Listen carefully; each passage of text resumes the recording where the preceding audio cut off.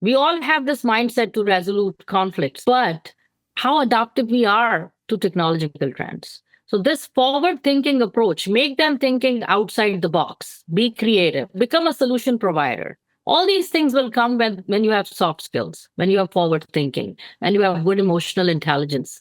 So I wanted to have a program that could incorporate all these things, which could develop their soft skills, also will work on their skills that can help them become more empowered.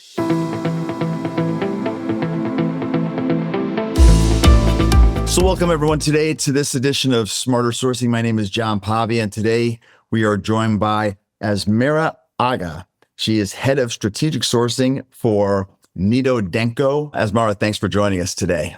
Thank you. Very nice meeting you. So tell us a little bit about the company. Sure. Thank you, John. So Nitto Avecia is a leading CDMO. We are in oligonucleotide business, nucleic acid business. We are the market leader. We are serving majority of top pharmaceutical companies right now. And recently we have expanded our site also. And again, we are saving lives. We are in drug business. We are in vaccine business. There's a lot going on right now. So it's an interesting time because I've seen COVID, and now we are kind of after COVID stage, but exciting times. I really like working for a company which is engaged on saving lives. So a lot of philanthropy also we do at Nitto. There is personalized medicines that we do, cancer therapies.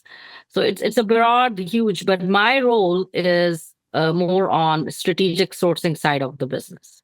So, yes. So before we get into your role, your company makes drugs and components of drugs, agents that go into other drugs. Yes. And what are some of the cancer treatment is one you mentioned. What are some others?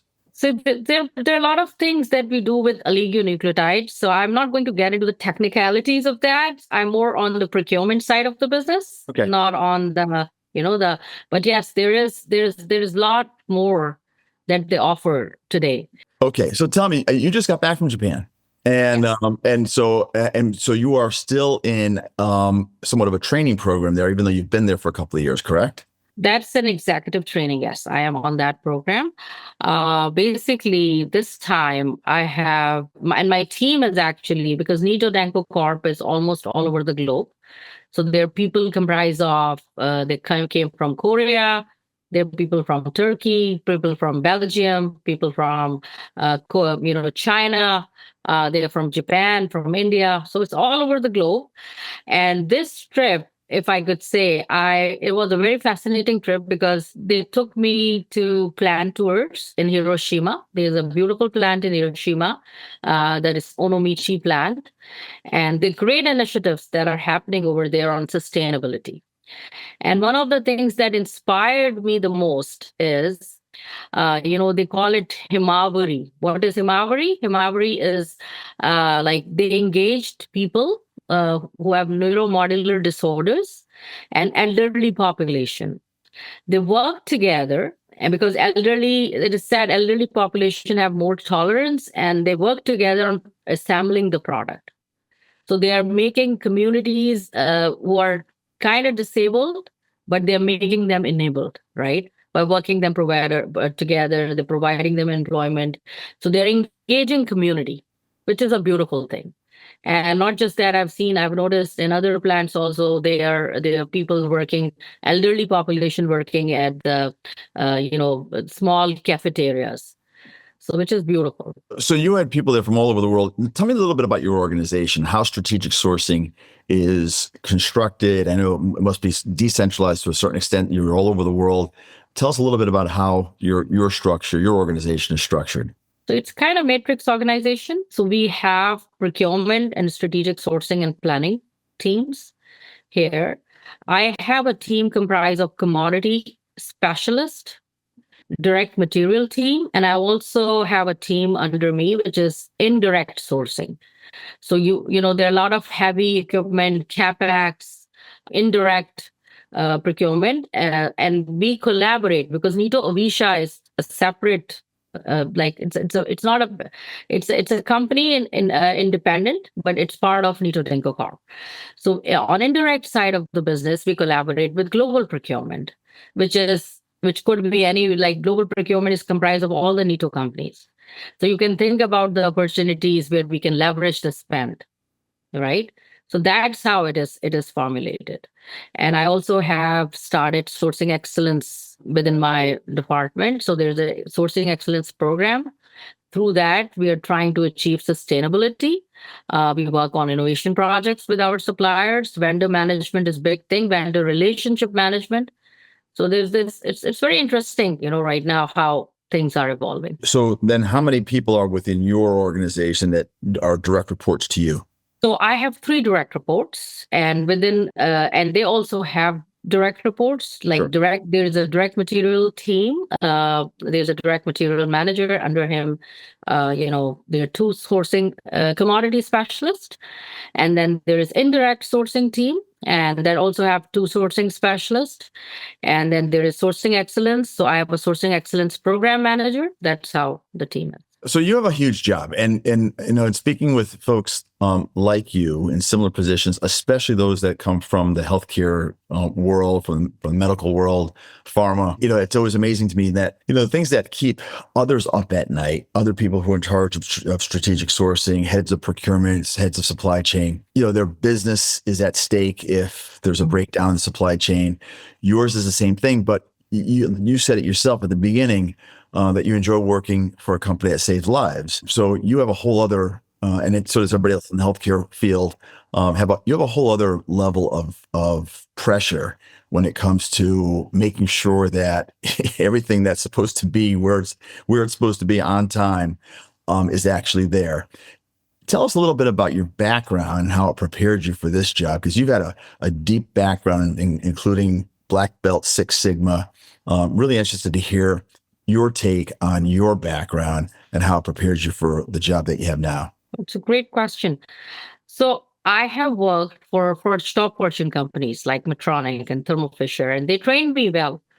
At a very early stage, I also have a diverse background. I worked for, automotive, Sansara. Then I went into med device, and then came to the life sciences. So I always have exposure to global teams because I've worked for companies where I was either managing global teams or working very closely with global teams. And as you said, there are a lot of challenges. It's a very bumpy ride, especially risk mitigation is a big thing. And that's what I've learned very early in my career. Like, no matter what you do, you always have a contingency planning. You always have plan B. And I have survived COVID. And I'm very, I would say, because of the strategic approach, we are able to be not only just successful, but meeting deadlines. And I'm a very strong proponent of standardization in systems, tools, and processes.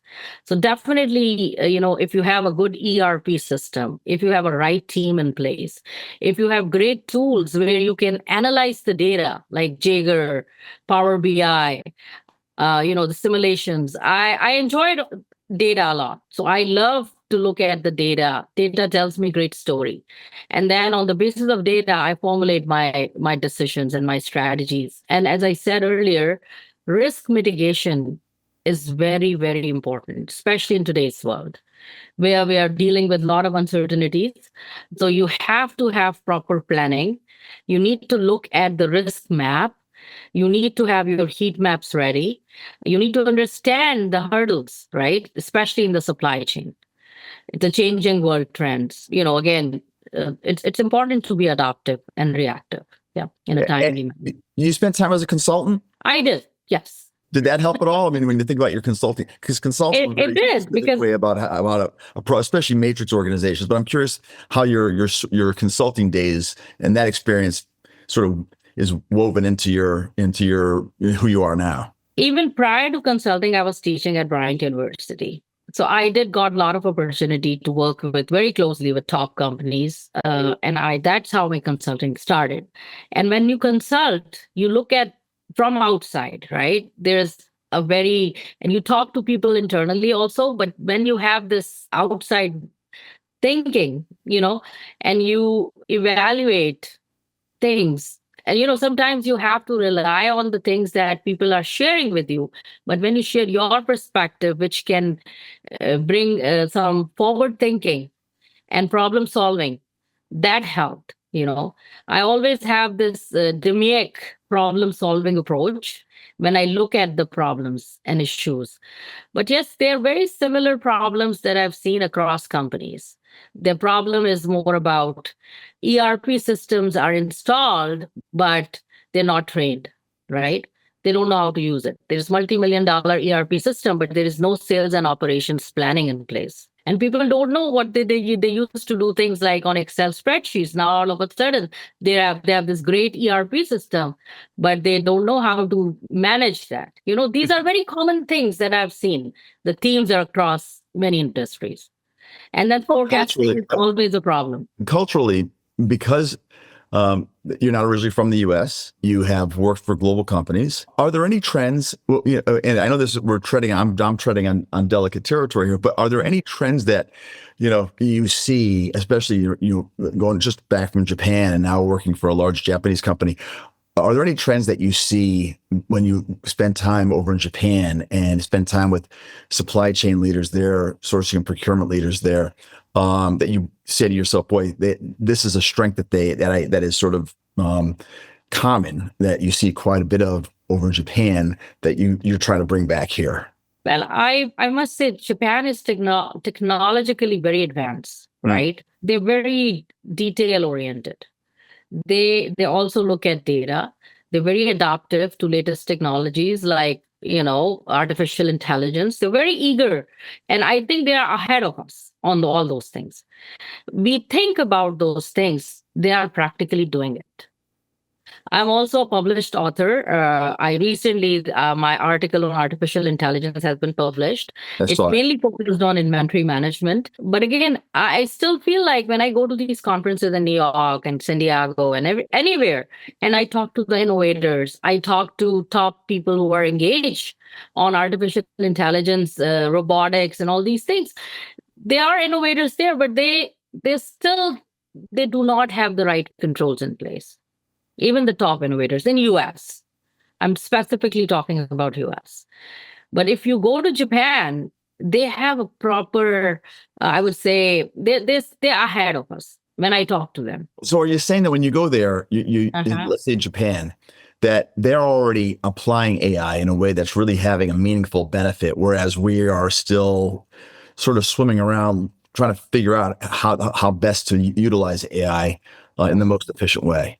It's again, it depends company to company also. But I still feel there's so much information right now around us, and we don't know where to start at times. Although we have Chat GTP, there are other tools, but I'm not sure if we are utilizing them. We know even in SAP, Span Analytics, and other things, they are AI that could be utilized, but I'm not sure if we are really utilizing them. And it's again willingness. I've worked with top consultants like from Deloitte and McKinsey and all, and I talk to them all the time. And when we discuss, they also, the common thinking is like, they're still very scared to use these things. And maybe not enough information available for us to adopt. And it's not necessarily everybody is willing to take that risk to do that also, because we are not clear about things, especially in US. So when you say you do a lot of training and whatnot. So let's say you were out of your current job and brought in by a large to mid-sized company to come in and implement a training program for everybody in their supply chain organization, from their direct to indirect buyers. What would be some of the things that you'd want to, besides the normal stuff? Now that we're in this AI age, and you've seen, especially in light of the comments you just made, there's some things you would make it as a priority and inject into your training program. Well, I would really like them to understand the risks, the changing risks, right? We are surrounded by uncertainties. We need to understand the geopolitical risk. We need to understand the impact of latest technologies in our future business, future financials. These are also very important to us. And again, what are the things that will impact the supply chain? I also want my team to be good on soft skills like emotional intelligence, conflict resolution, advanced negotiations. All these things are important, right, for our success. But I am very adaptive to latest technological trends.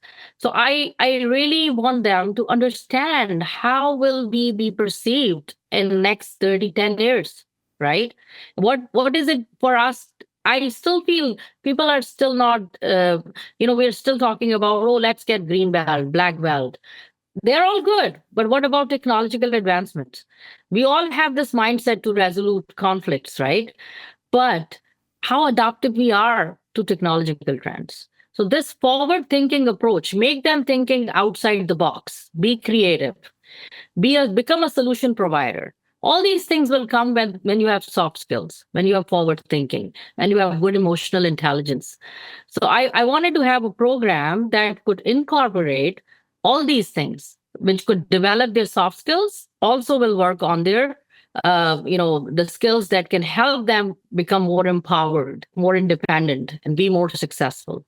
Yeah. So, and I read the article that you recently published, and speaking of risk mitigation, talk a little bit about the impact that you think the pandemic had, especially on people who are now in supply chain and who lived through it, or just coming into it, and how we can use AI to maybe better prepare and create those redundancies, to create those contingency plans that, as you say, every supply chain leader should have at the ready. It's a great question. So we have seen during pandemic there were longer lead times, right? We have seen, we were behind on our revenues because we're not able to produce the product in a timely fashion. Many companies struggle on those. And we have also seen logistic issues. There was stuff stuck at the port and it's longer. It's very difficult. We were not ready for all that. And there were times when they started slowly opening things and then we over ordered everything. Safety stock management was an issue over there. All that happened because we were not utilizing the predictive modeling. All that happened because I think if we had artificial intelligence at that time that could predict inventory management predictive models, that might help us, you know, managing them. I can tell you recently we have this dock workers issue, right? It's not related to COVID, but this is a recent issue, like last month. Yeah. And I'm glad it over soon. But my team, when we found out, all of a sudden we went into risk mitigation mode. We reached out to each and every supplier around the globe and we asked them about their risk mitigations plan. What is the path we can take? What is the most cost effective way? So we came up with this whole planning thing. It's important because you need to be proactive. You cannot wait till the ship sinks. You have to do it proactively. And I'm very, very fortunate that I have a great team that worked on risk mitigation. They have plan A, plan B, and we have everything right in front of us. We did the heat mapping. We plotted everything on it, and we know like where we stand. We know our strengths. We know our weaknesses. We also need to understand, the cost associated with it. So all these things are part of contingency planning. So you need to be very strong on contingency planning. Even before you went into the dock worker strike, I was going to say to you, or ask you rather, what was the last world event or national event that caused you to say, hey, let's pull out that contingency plan we have and let's start thinking about what could happen. And it's funny that you went right into that. What else is going around the world that keeps you up at night? Because not just for your own, personal reasons, but because from a corporate standpoint, from a supply chain standpoint, it's could have a real impact on, raw supplies or something that is critical to your business. So I'm in a very highly regulated industry, right? Sustainability is a big thing right now. Carbon footprint reduction, it's something that we all are working very closely. We are monitoring it. Even for Nitto wants to become, Nitto's vision 2030 is like they wanted to be the most reliable ESG company, right? what is that supposed to mean? It means like our product portfolio will change to attain more green procurement. And again, if I say I'm a highly regulated industry, it's very client driven environment, right? So for us, PFAs, chemical regulation, EU regulations, again, geopolitical, all these are risks. And we need to identify them and we need to come up with solution. And then again, innovation is a big thing. It's changing world. You need to keep an eye on that. You need to be more adaptive, more resilient to provide these solutions. So I always have this, like, what if we are not very good at changing that mindset of green procurement? We cannot innovate further. We will be stuck then. We need to be adaptive. Even and I'm the company that I work with, I'm very proud of it. They have just had a plant in Japan which is totally carbon free. They have it. They are working on great initiatives which is safe for the environment. They're looking for substitutes for green energy. They are investing so much on these things. So again, it's a great start, I would say, and I'm hopeful and very optimistic we'll get there. But it's just one company, right? Think about the world. There are others also, right? And I'm not sure how committed we are towards carbon footprint reduction, because now we are talking about environment. I want to talk about something you mentioned, soft skills, because a lot of that is just clear thinking. I call it one of the things, clear thinking, being a clear thinker, being a great communicator, which I think is so important in the world of supply chain, because whether you're selling or buying, you got to be a good negotiator. You got to be a good relationship person, especially with your critical vendors. Tell me what you look for in the talent, in the people that you're hiring, that you're promoting, the people that you're supervising, and what do you try to impart to them about those soft skills in the roles that they have? Well, there are a lot of things that I look at, but to me, a person needs to be resilient. He's not afraid of challenges, because in supply chain world or strategic sourcing world, you need to be adaptive. You need to be flexible. So all these things are important, right? You have to have very strong interpersonal skills. You need to have that problem solving mindset. You don't come to me with problems, provide me with solutions, right?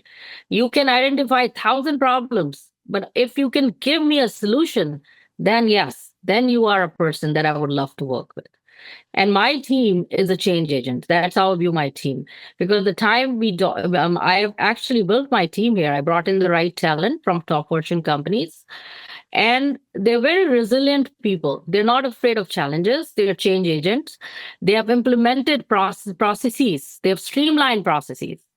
So all these things, this forward thinking, is help them achieving our common goal, right? So and I think and I don't like to micromanage my team. They're very independent, seasoned people.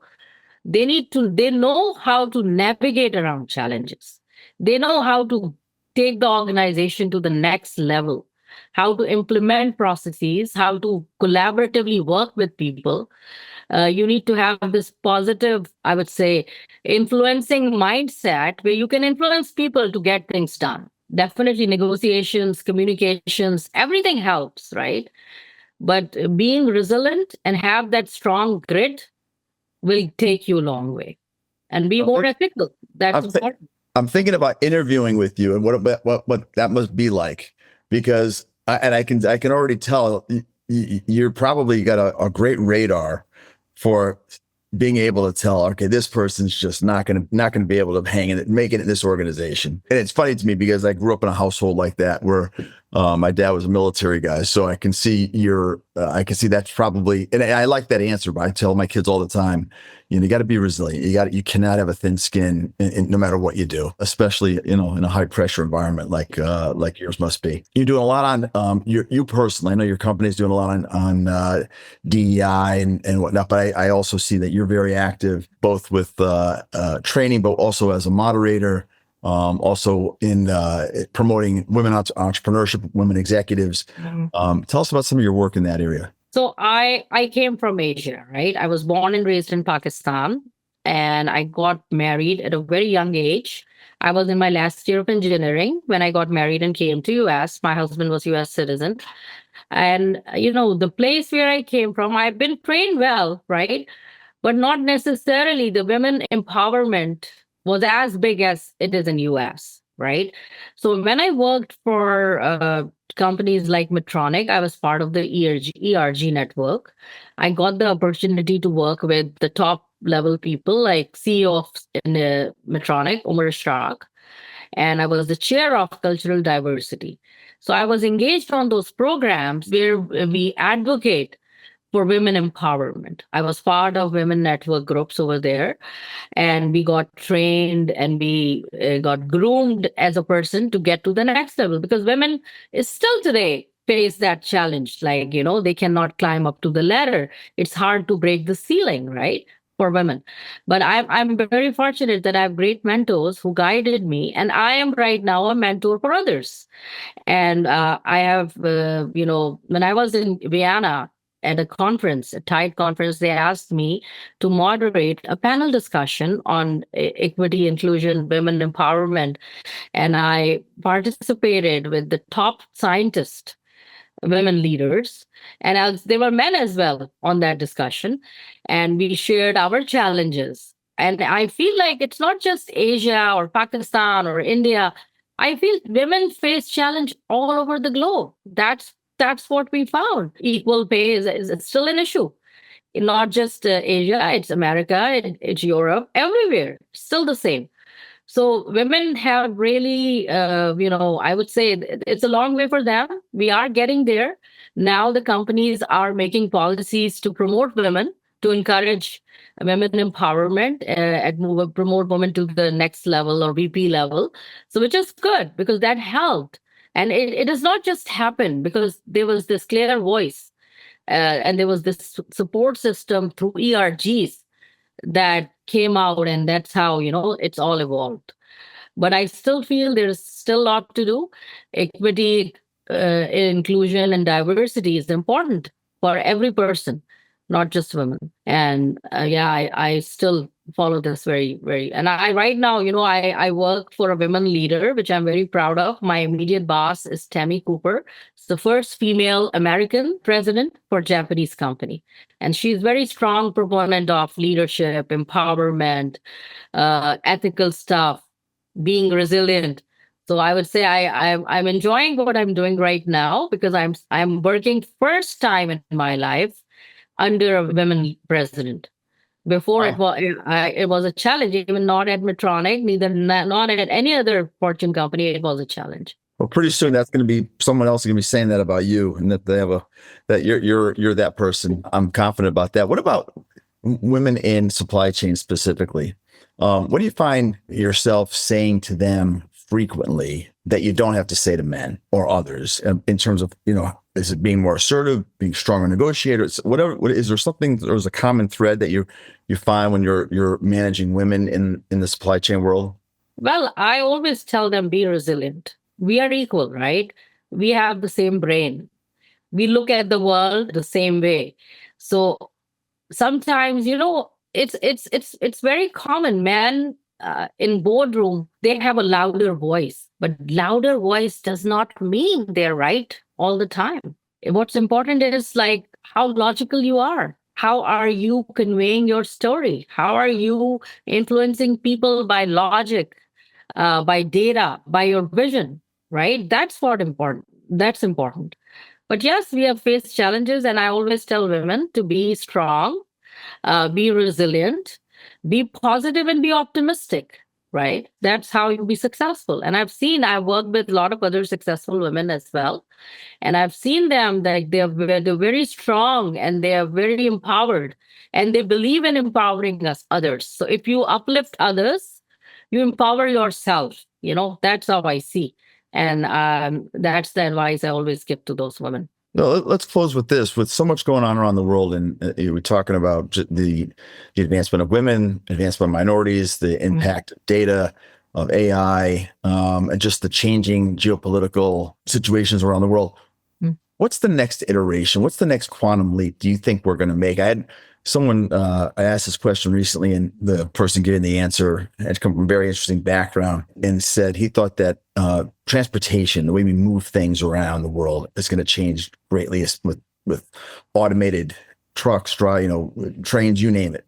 What do you think is the next big quantum leap that's going to really have an impact on the world that you live in from a professional standpoint? Yes, I think transportation will definitely have an impact because, again, I am aware there are a lot of, if the speed, definitely it will make an impact if you will change, if you will adopt, if the distance is shortened, the lead time will be shortened, right? If the lead time will be shortened, then again, I think you'll become more efficient. But again, there is always a cost associated to it. So that could be something big. But I also think it's not just that. It's like we know about artificial intelligence. There could be another breakthrough technology, maybe internet or something like that. I'm not sure right now, but I am looking at like, some great technological advancement that could be. Again, think about it. 25 years ago, maybe 30 years ago, we were not using internet the way we use today. We cannot imagine looking at these type of video, interviews or phone calls and things. It's very common today. So there could be something like that drastic might change the lifestyle and thinking. Well, listen, this has been great. This is now, you told me before we started taping that this is your second podcast that you've done recently. And so you're like an old pro at it. This was great. I really appreciate it. And I'm going to check in on you. Let's stay in contact. I'm really looking forward to following your progress, your company's progress. But thanks so much for being a guest today. We really appreciate it. Thank you, John. Lovely talking to you. Pleasure is all mine. Thank you. And to all of our listeners and viewers, again, this is John Pavia from Smarter Sourcing. I hope you enjoyed this episode. And please check back with us for our next upcoming episode. Take care.